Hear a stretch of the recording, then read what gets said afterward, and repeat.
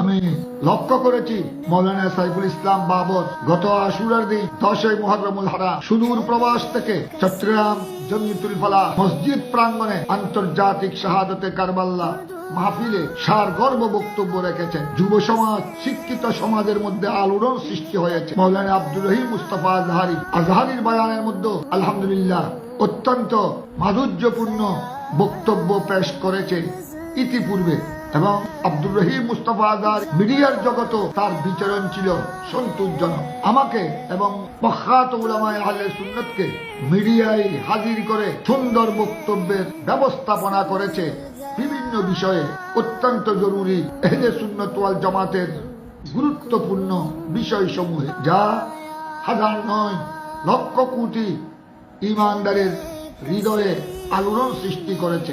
বর্তমান সময়ে আহলে সুন্নাত ওয়াল জামাতের অনুসারী লাখ লাখ সুন্নি জনগণের প্রত্যাশা মৌলানা আব্দুর রহিম মুস্তাফা আজহারি সহ নওজোয়ান সুন্নি উলামায়ে কেরাম মাঠে ময়দানে বিচরণ করবে। আমরা সময় সময় তোমাদেরকে অর্থাৎ নওজোয়ান উলামায়ে আহলে সুন্নাতকে ডাক দিতে হবে।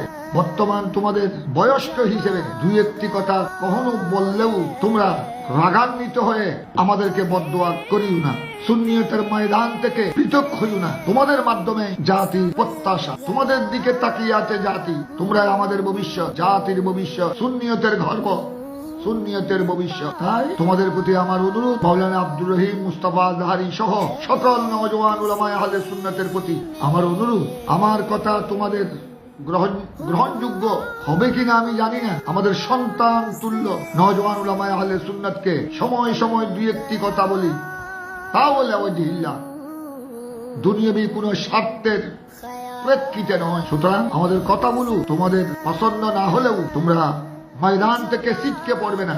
সুন্নিয়তের ময়দান তোমাদের জন্য অপেক্ষায় আছে। আমাদের উস্তাদগণ চলে গেছে, এখন আমাদের পালা। আল্লাহ তাবারক ওয়া তাআলা ডাক আসার সাথে সাথে চলে যেতে হবে। এই ময়দানে তোমাদেরকে বিচরণ করতে হবে, কিন্তু তোমাদেরকে সচেতন থাকতে হবে, অত্যন্ত স্থির থাকতে হবে। ইস্তিকামত আল ইস্তিকামাতু ফাওকাল কারামা, সুন্নিয়তের উপর, ঈমান ইসলামের উপর অত্যন্ত মজবুত থাকতে হবে। আমার অনুরোধ আজিজাম আলহাজ মাওলানা আব্দুর রহিম মুস্তাফা আজহারি এবং সকল নওজোয়ান উলামায়ে আহলে সুন্নাতের প্রতি বিশেষভাবে অনুরোধ, সুন্নিয়তের ময়দানকে আরো বেশি তোমরা আলোকিত করবে। বেশি কথা বলবো না। তোমরা ইতিপূর্বে ইত্তেফাকের জন্য যে ভূমিকা পালন করেছো, ঢাকা রাজধানী যেভাবে তোমরা নারায়ে তাকবীর, নারায়ে রিসালাতের স্লোগানে কম্পিত করেছো, আলোড়ন সৃষ্টি করেছো, তোমাদের প্রচেষ্টায়, তোমাদের ডাকে লাখ লাখ সুন্নি জনতা একত্রিত হয়েছে। তোমরা আল্লাহর দরবারে শুকর আদায় করো। আরো বিশাল ভূমিকা তোমাদেরকে রাখতে হবে। তোমরা আমাদের ভবিষ্যৎ, জাতির ভবিষ্যৎ, বাংলাদেশের ভবিষ্যৎ।